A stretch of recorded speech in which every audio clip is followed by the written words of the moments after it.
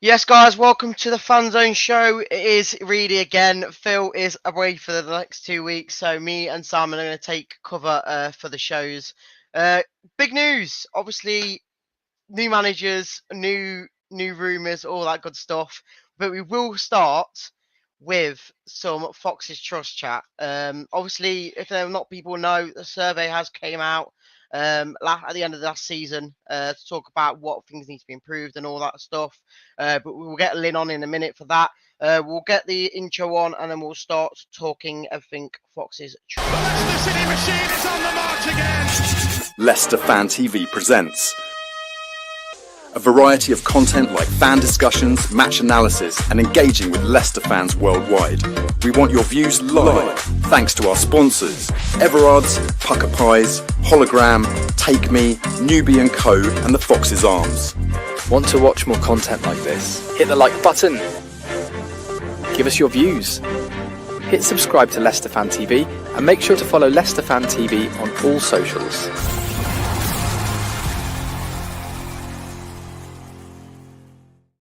Yes, welcome everyone. Again, thank you for Pucker for sponsoring these shows and obviously the competitions that we're doing over this last season and this season coming up. Appreciate all the comments coming in so far. I can see Mark saying, what an absolute shambles, I know, right? As you can see, I have got the new shirt on. It's not the actual shirt that we're playing in, but it is the new training kit. I thought I'd wear it for tonight's show to show that this could be the new kit. Realistically, this could be the new kit. It did look quite good. But what we'll do is get Simon in first. Simon, how are we doing, mate? All right, Reedy, how are you, mate? Yeah, I'm good. What do you think of the new kit? Obviously, it's not the new kit, but it's better than it can be.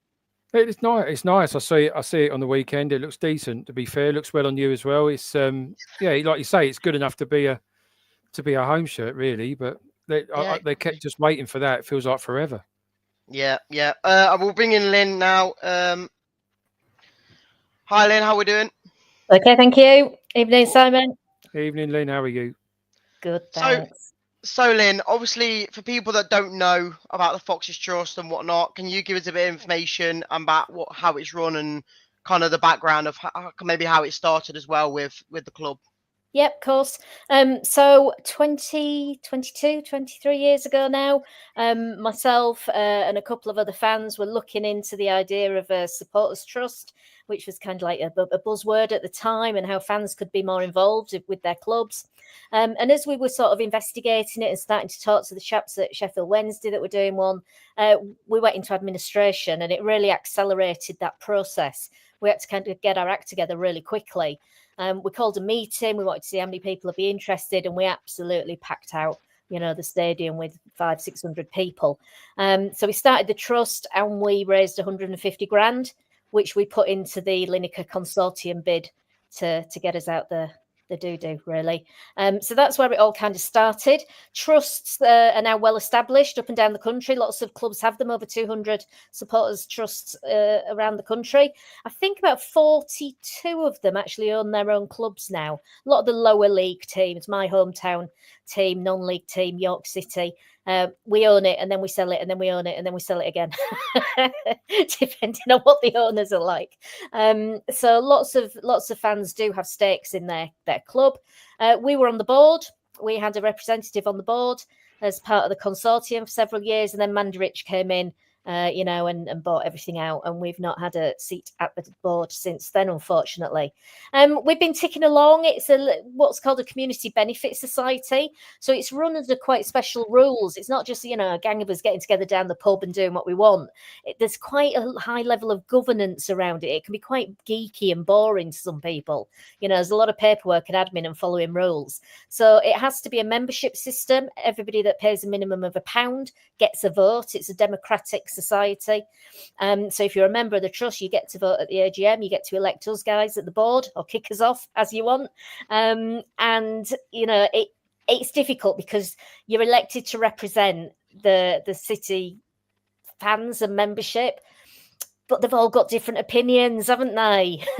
It is really hard representing the opinions of the entire supporter fan base because, as you know, they all want something different. But we do our best to get the message across to the club. Our main aim is to hold the club accountable. It's to be that conduit to fans. It's to tell them what they're thinking, etc. And try and keep them on the straight and narrow, really, so we don't go into administration again, so we don't get into that sort of mess. It's been ticking along quite nicely up to 2015-16. Happy days. The trust really didn't need to do very much.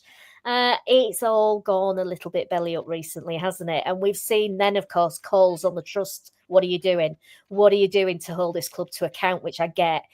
So I came back onto the trust board a few years ago to have a look at whether the trust was still fit for purpose, whether it needed to change its aims and objectives after 20 years. And maybe have a refresh. So we saw, a bit of a campaign last year. Some of you guys might have seen it and been involved in it, of reforming the trust a little bit, getting new people on the board, new blood, some, fresh ideas. So hopefully people will have seen a bit of a change this year, a bit more dynamic, a bit more forceful with some of our statements. We feel we've had to get tougher and ask some more difficult questions, the way things have been going. We are not a protest group, and I think that's really important. If people want to kick off and protest, we're not the guys for you. We are a community benefit society. We try to stay in the room with the club. That doesn't mean we wouldn't walk out at any point if we felt it was that bad, but we've always taken a stance so far that it's better to be at the table, and it's better be in the tent. Some other trusts have taken the stance that they've had to walk out of their clubs. I know Man United have had a real problem with their guys and have now gone back in the room because if you're not in there, you can't make a jot of difference, quite frankly. What we want to do is grow our membership so they can't ignore us. We need to be a mass membership organisation. We doubled our membership this last year. We need to keep doing that so people will listen to us. So that's our background. That's what we're up to. We've been doing lots of things this year on the back of last year's survey. So what we do is we do an end of season survey that kind of gives us our lines to take. It kind of gives us a view of our membership and where they think we should be directing things with the club. So obviously we saw quite a change in stance of trust members over the last 2 years about safe standing. They were quite apathetic about it before and didn't really have an opinion. And I think that was the nature of the membership makeup. And, a lot of us are getting older. But we saw a lot of new members coming in who were quite passionate about it. And some of us in the trust have been passionate about it for years. We've been talking about it since 2012. So we really pushed along with Union FS, we teamed up with them to really push the club to get safe standing. So that's happened. If any of you were at the Lioness game last week, you will have seen all the safe standing is now in the stadium, which is good.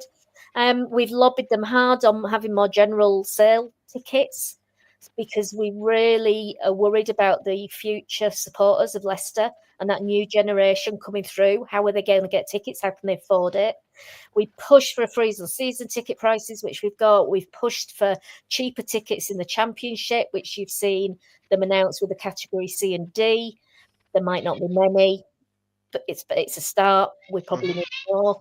And we started doing more work in the community as well. I don't know whether any of you saw that we, myself, Becky and Harry, slept out at the KP for the YMCA. And Harry's doing an absolutely fantastic job on making links in the community to do more work out there. That's a big strand of the trust that we've not done so much on in previous years that we really want to improve on.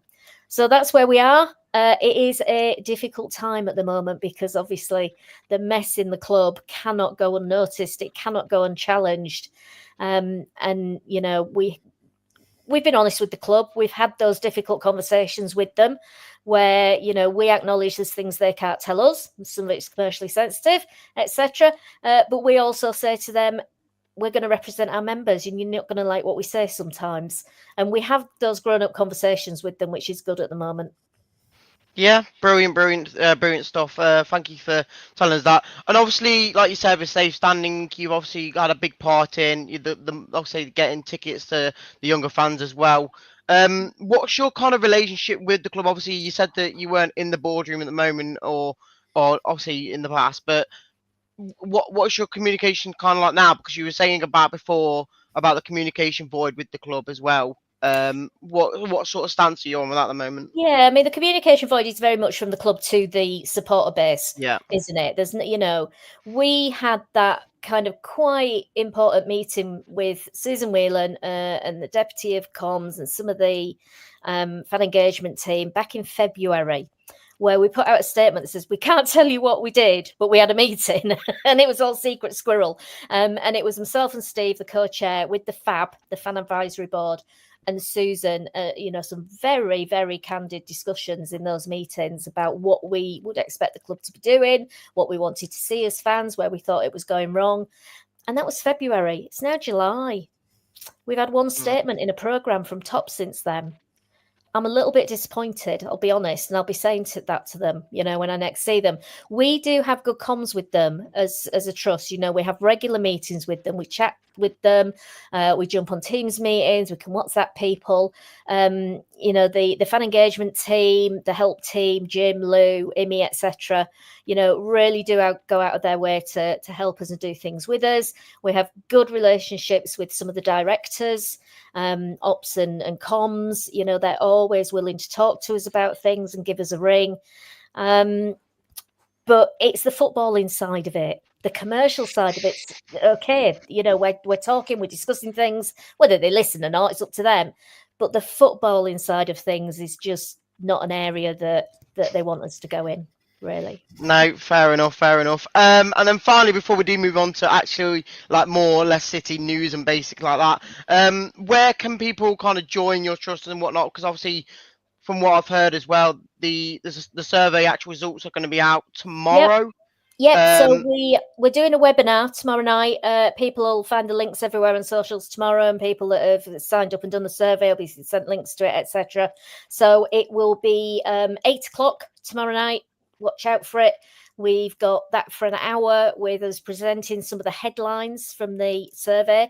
I don't think some of it will be a great shock to fans or the club with just how, disappointed and disengaged some people are at the moment with some of it. There's some positive bits, which is nice. Let's grab onto them, shall we?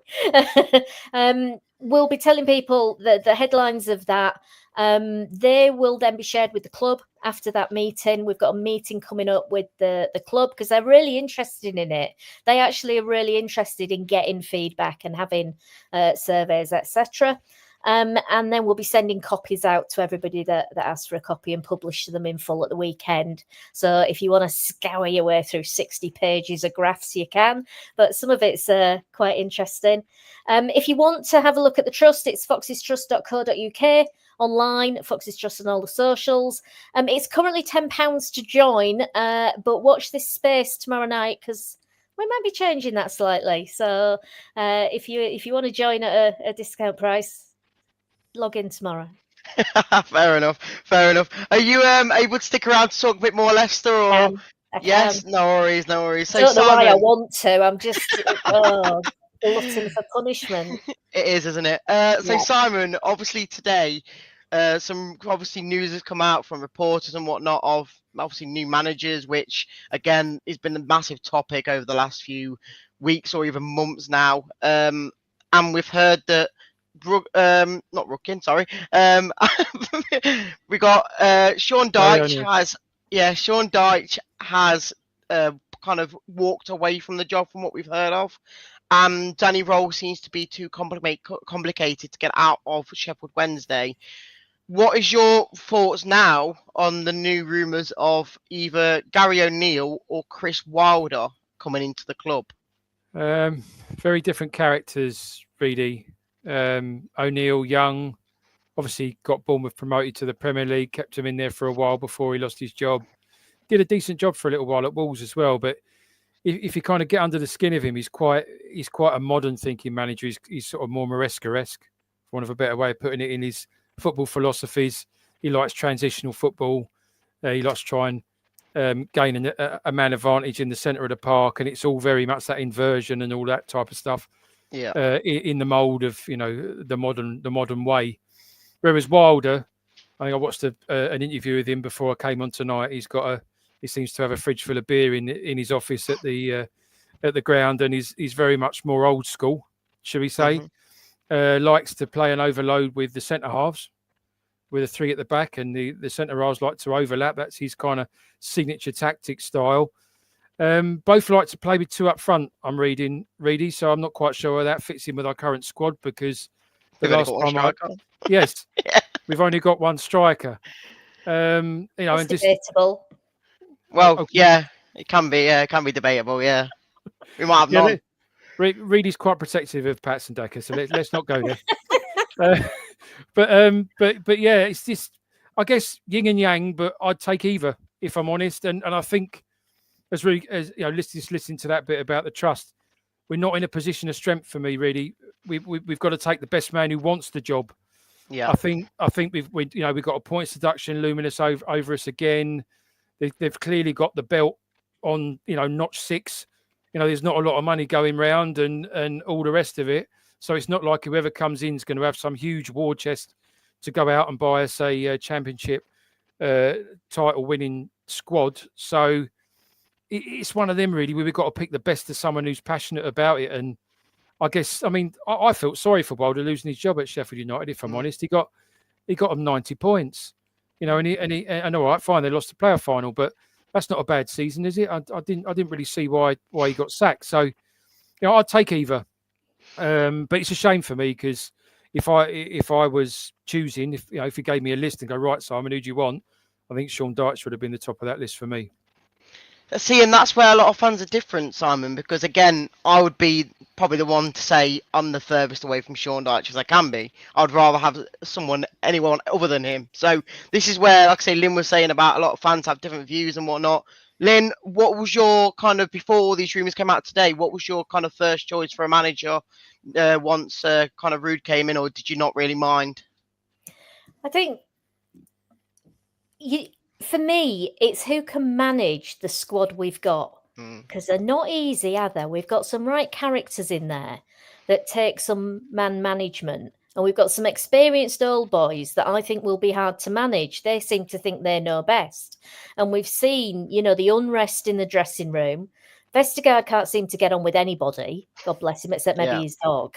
Winks threw his toys out the pram and went home with the baby.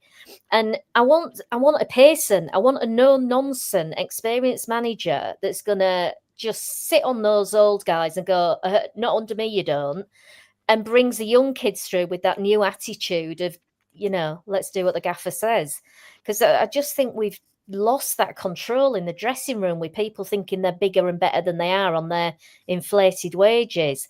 So that's what worries me about Gary O'Neill being in the frame today. Because if you look at what happened at Wolves before he left, it was carnage, wasn't it? They were scrapping on the pitch. And didn't he come out and actually say they were unmanageable?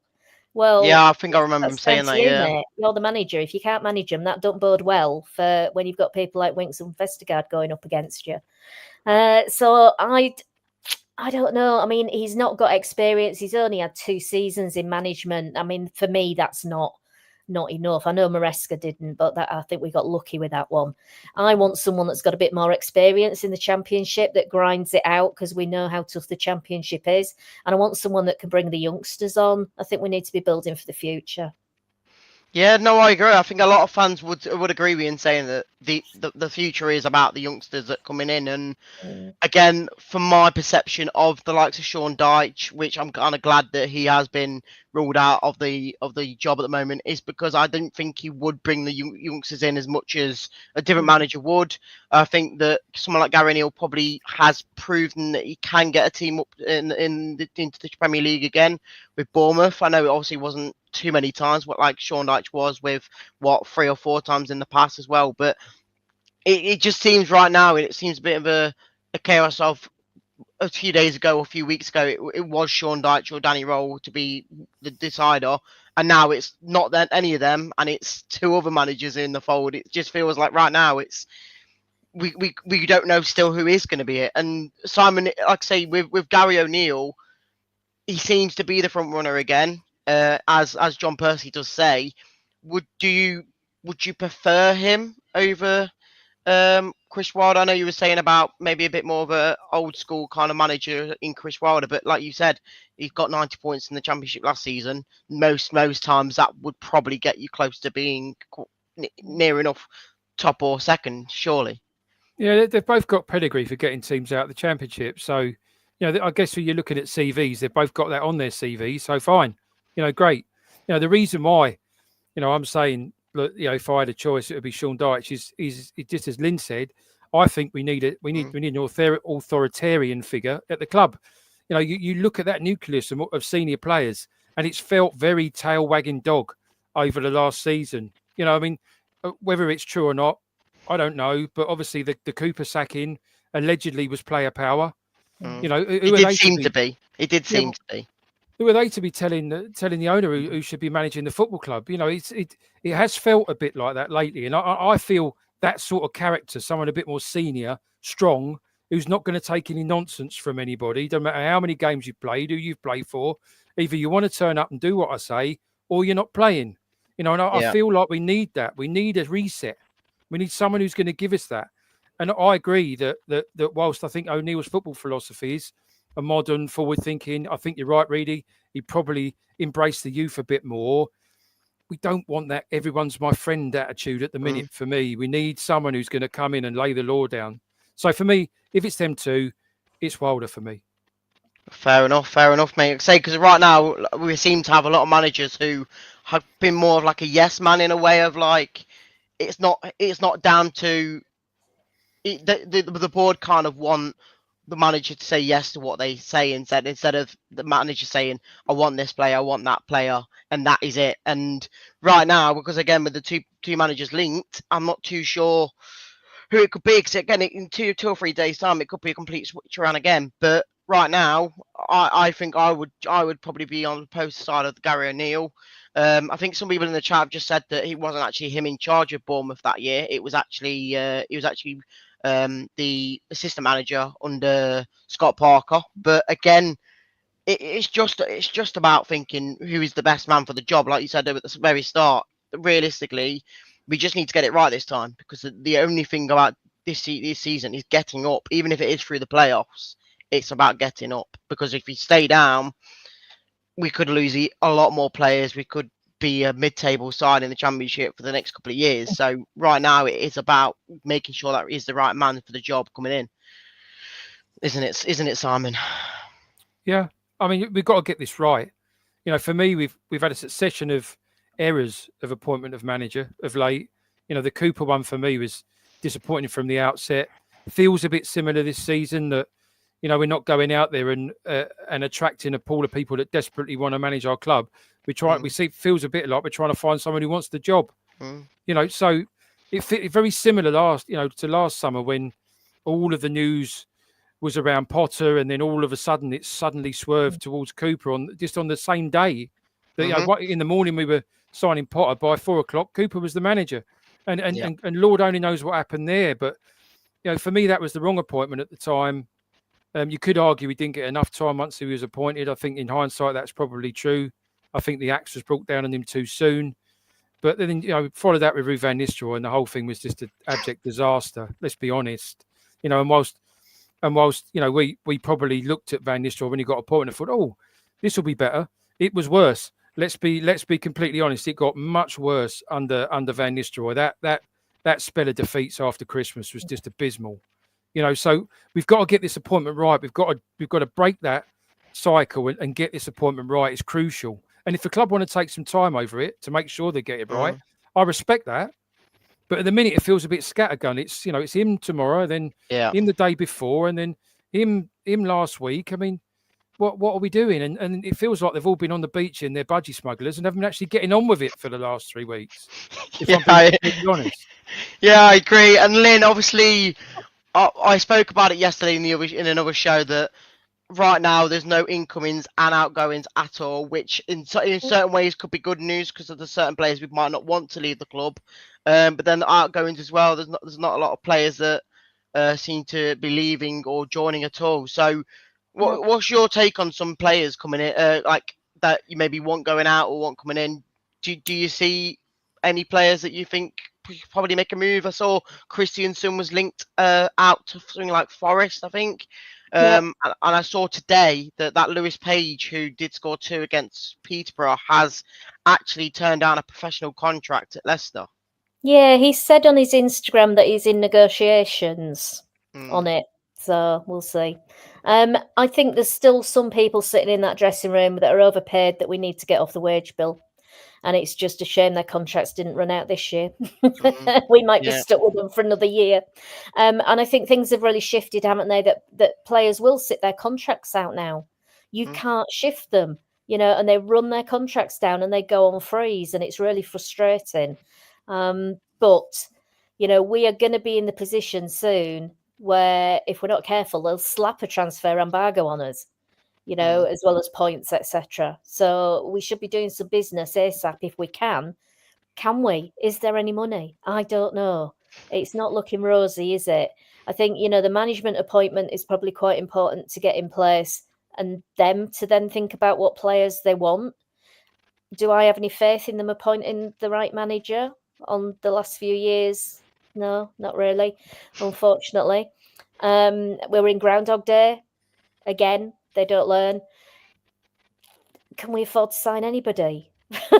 I don't think we can, to be honest. Again, if we get players out the door, then maybe so. Maybe, but again, yeah. it all depends on if we get points, We've got a few and all that. we've got a few wages, haven't we, with Vardy and the other three going at the end of their contracts. But our wage bill was so ridiculously stupid. How can you run a business when your wage bill is like 120% of your dosh? What were you thinking? And it's just symptomatic of the Premier League, isn't it? None of it is sustainable. And, I am, as a fan, am absolutely sick of it just getting bigger and bigger and bigger and more corporate and more greed and more money when it's all just going to burst. And it's bursting. We're seeing that with PSR. We're seeing it with ticket prices. People are absolutely sick of it and are starting to go watch non-league football instead because it's more pleasant and you can afford it. Or women's, the women's games are just brilliant. I have so much fun at them, much more enjoyable than the men's last season. So will we sign anybody? No, probably not. Do I care that we'll sign anybody going on the last signings we've made? No. I'd rather we didn't sign anybody because they don't seem capable of signing anybody that's any good. And that worries me as well. The quality of signings over the last couple of years have just been pretty shocking, haven't they?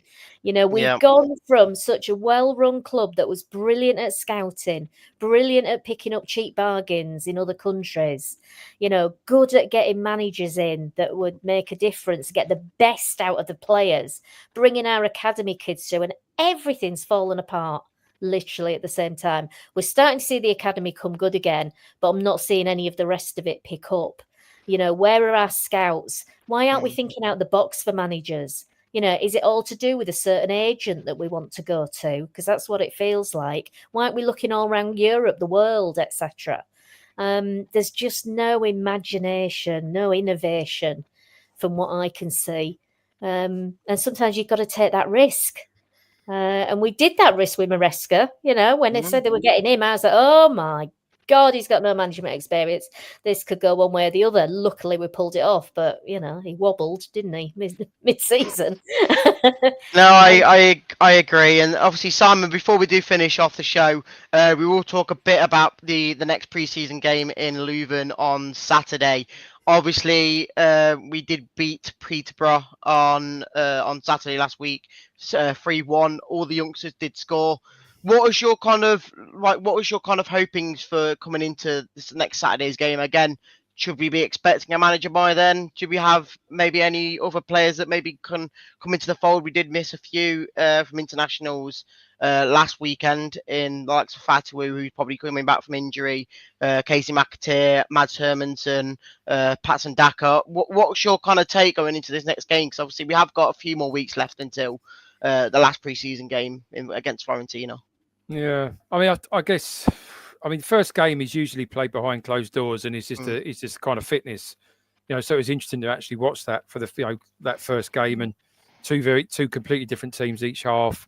A lot of the academy players in there, which was for me pleasing to see. Like you say, I think that's probably the long-term future of the club, given the financial structure now, and to see him play and the 3 goals all being scored by those kind of prospects is encouraging. you would kind of expect the next game, if we had a manager, that is, to be, the one where you start to see what his plans are going to be for this season. You start to see a team starting to take shape and start playing to a system that's likely to be adopted in the season. But of course, at the minute, we've got Andy King. So, and I'm not taking anything off of Andy King. I think he's doing a sterling job at the minute. And there is an argument, which we've not talked about tonight, of actually making him the manager permanently. And I would suggest that if it was me, he would be on a par with Gary O'Neill and Chris Wilder in terms of my enthusiasm for him taking the job. I don't think either of those are spectacular managers that would give it any more passion or determination than Andy King would. So I think there's definitely an argument there. But so I suppose we're in limbo, and unless a manager parachutes over the next 3 or 4 days into the club and starts to quickly build some strategy formation, starts to get an idea of who is and isn't going to be in his plans, this is another water treading kind of fitness game that we're just kind of biding time until the boss turns up. If I'm honest, really. No, I agree. Again, I even put my views out there on Saturday morning before we played the game, and thinking I don't really care what happens, because other than the fitness, because there's no manager to instill these ideas or anything. I know obviously King did a decent job. Again, when I looked at the first half, he looked quite good, more of like the Enzo style of football then, and then obviously when the youngsters came on, a bit different. But again, until a new manager comes in, I don't really look at them games thinking we can really judge anything from it until we get a new manager in, because we need to know what the idea is going forward. Lynn, I appreciate you coming on tonight. Any last thoughts, any last comments you want to say? Obviously, again, if you want to plug the Foxes Trust, you can do. Yep, just go to foxestrust.co.uk. And if anyone's going out to the Women's Euros, we'll be doing meetups out there. So keep your eye on our X, because we're going out to Switzerland at the weekend to hopefully follow the Lionesses if they don't mess it up. Fair enough, Lynn. Appreciate you coming on tonight, and we'll catch you hopefully soon. Thank you. Cheers. Simon, appreciate you coming on again tonight. You will be starting up your show hopefully soon on Thursday in the next couple of weeks, if I'm not mistaken. Yeah, Jono's ready to go, mate. So, we just wait for this manager and something to start getting our teeth into. Maybe next week, with any luck, we can start. But at the minute, it's, just reading the comments as they've trickled in tonight. There's 30 negative ones for everyone that's positive. That's why I didn't bring a lot of them up. But don't get me wrong, everyone's allowed their opinions. I just wanted to kind of get the Foxes Trust, all that stuff into the show. And obviously, people have their opinions on what kind of trusts have and whatnot with the club, and we're putting our views out there, putting the comments in there, and we see all your comments. We say that no one's having the wrong decision or the wrong idea, just getting people's views in and whatnot. But Simon, appreciate you coming on tonight, and we'll catch you hopefully soon. Next week on Monday, because you're taking over the show again, aren't you? Yeah, Monday, and then obviously me and Jono are settling into Thursdays again. Hopefully there'll be something to get our teeth into. Maybe some new signings. Really, you never know your luck. Hopefully. No worries, mate. See you in a bit. Cheers, mate. And there we go, guys. Another show covered, another show done. Thank you for Lynn coming on to the show tonight to talk about the Foxes Trust. Make sure to check out the webinar tomorrow at 8 o'clock for all the results from the survey from last season. Again, she said that there's not much you could probably expect to be surprising, but it is what it is. Appreciate everyone coming on tonight, and as always, thank you for Pucker Pies sponsoring. There will be a new competition coming out soon, maybe tomorrow or the day after, but get your views in, get your comments in for that, and someone will be winning a prize of 24 pies. Hopefully, Harry was in here earlier. How many pies have you ate? Let us know in the next show. But get your answers in the comments on the next competition. You could be winning it. Appreciate you coming on, guys, and we'll catch you all on the next show. See you in a bit. The Leicester City machine is on the march again. Leicester Fan TV presents a variety of content like fan discussions, match analysis, and engaging with Leicester fans worldwide. We want your views live, thanks to our sponsors, Everard's, Pucker Pies, Hologram, Take Me, Newbie & Co, and the Foxes Arms. Want to watch more content like this? Hit the like button. Give us your views. Hit subscribe to Leicester Fan TV, and make sure to follow Leicester Fan TV on all socials.